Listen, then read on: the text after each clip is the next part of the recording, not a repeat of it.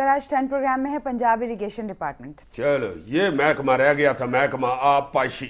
ہائے ہائے ہائے، کسی جگہ بھی گرم پروگرام نہیں، ٹھنڈ پروگرام ہی ہے ہر طرف. اس میں بھی کوئی اربوں کا ہی ہیر پھیر ہے جی. اربوں کے ہیر پھیر سے کم تو اس محکمے میں ہوتا ہی نہیں ہے. اچھا جی، بہت ہی رعایت کریں تو کروڑوں کے معاملات ہوتے ہیں، لیکن آج ہم نہایت نچلی سطح پر جو غریب کسان ہے نا وہ کس طرح پس رہا ہے میں اس کو ڈسکس کروں گا. تمہیں پتہ ہے، اور انتہائی اختصار کے ساتھ کیونکہ شو کا ٹائم جو ہے نا ہمارے پاس بہت تھوڑا ہے. تمہیں پتہ ہے مونجی کا موسم ہے آج کل. ہاں میرے اپنے شہر میں منجی ہوئی پڑی ہے. چاول کاشت ہو رہا ہے.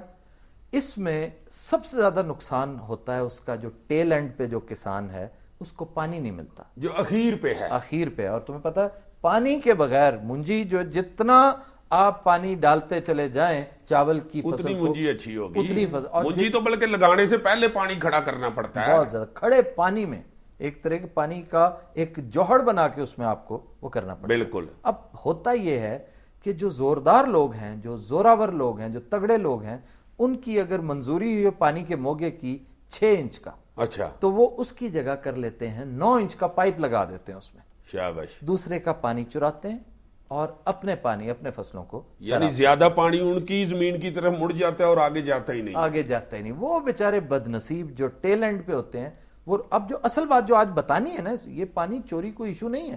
پانی چوری تو جیسے تم کہتے ہو اس میں خبریت ہے ہی کوئی نہیں، کیونکہ دھڑا دھڑ سے ہوتا ہے. پچھلی حکومت نے بڑی کوشش کی ہے، لیجسلیشن بھی کی تھی پانی چوری روکنے کے لیے، لیکن پانی چوری پہلے بھی ہوتی رہی، پچھلی حکومت کے دور میں بھی ہوتی رہی اور اس دور میں بھی جاری ہو رہی ہے. اس کو تو لگتا ہے ہاں انگریز کے دور میں نہیں ہوتی تھی کیونکہ اس کی بڑی کڑی سزا ہوتی تھی پانی چوری. اچھا جی. ہاں میں وہ عرض کرتا ہوں اور ادھر ہی آ رہا ہوں. پانی چوری کی سزا اس دور میں ہوتی تھی 250 روپے سے لے کر 100 روپیہ 200 روپے تک جرمانہ کیا جا سکتا تھا اس دور میں. اس دور میں جب 17 روپے تگڑے افسر کی تنخواہ ہوتی تھی. 200 روپیہ جس کو ہو جائے تو وہ اپنی وہ زمین بیچ دیتا تھا بیچارہ بد نصیب جس پر وہ پانی چوری کیا کرتا تھا. 200. آج بھی سزا 200 روپیہ ہی ہے اس مہنگائی کے دور میں بھی. جی یار تم آپس میں باتیں کرو میرا ویر.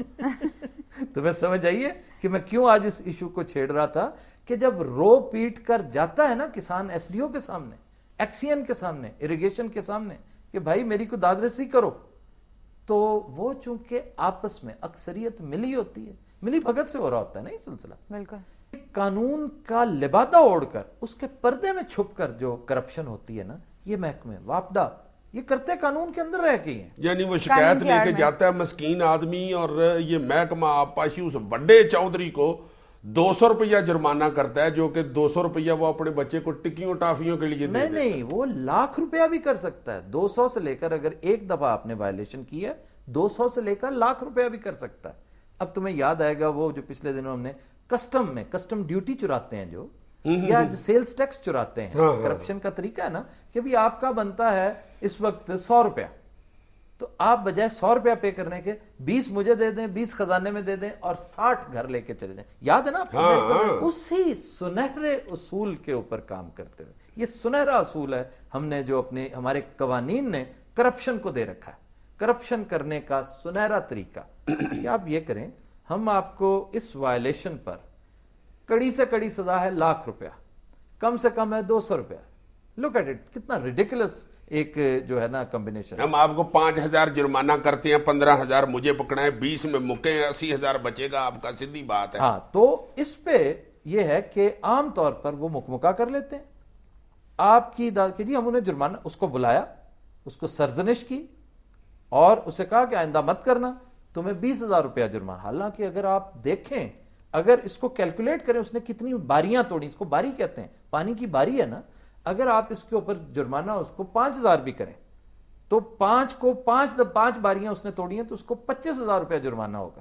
صحیح. آپ اس کو 700-800 روپیہ جرمانہ کرتے ہیں، سرزنش کرتے ہیں اور بھیج دیتے ہیں. سرزنش بھی ایسے ہی کرتے ہوں گے نا کہ چوری صاحب خبردار اگر آئندہ کیا تو میں پیری پڑ جاؤں گا آپ کے.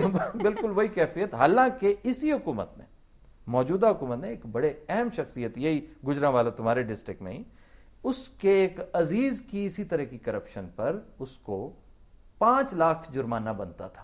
अच्छा, करप्शन नहीं, उसने पानी काटा था, पानी बार बार उसने कई एक तवील अरसे से वो पानी तोड़ रहा था, 5 बनता था, उन्होंने रियायत करके 5 लाख कर दिया। हाँ, कामों की में जी जी, अब आप ये कामों की का जिक्र करने की क्या जरूरत है तुम्हें?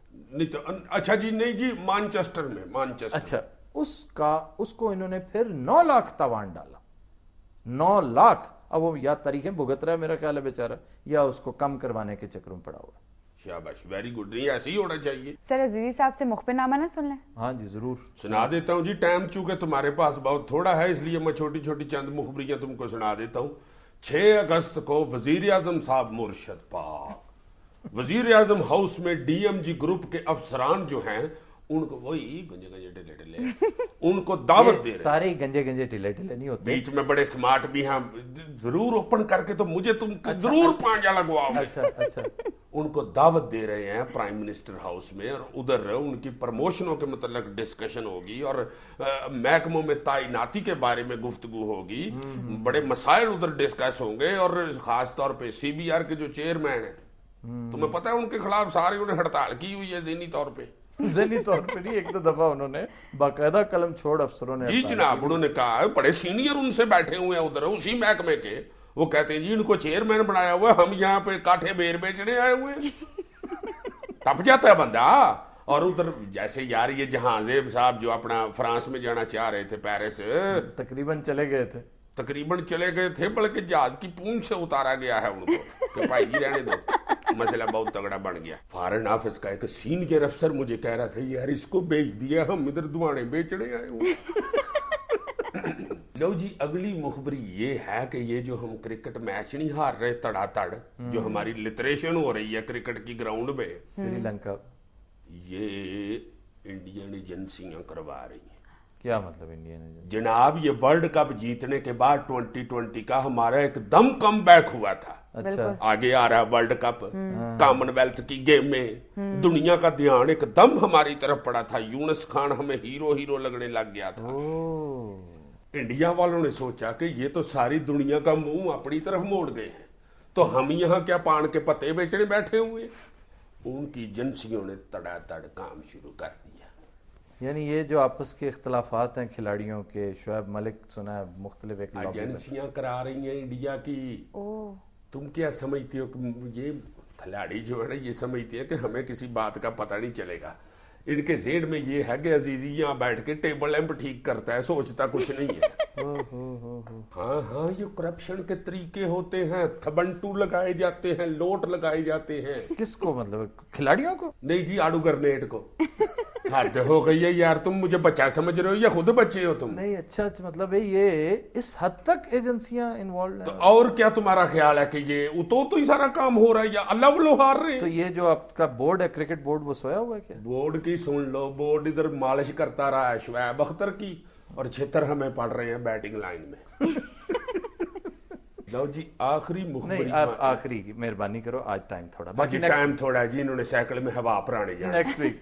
ख़वातीन और हज़रात, हम लेते हैं एक ब्रेक, हमारे साथ रहिएगा।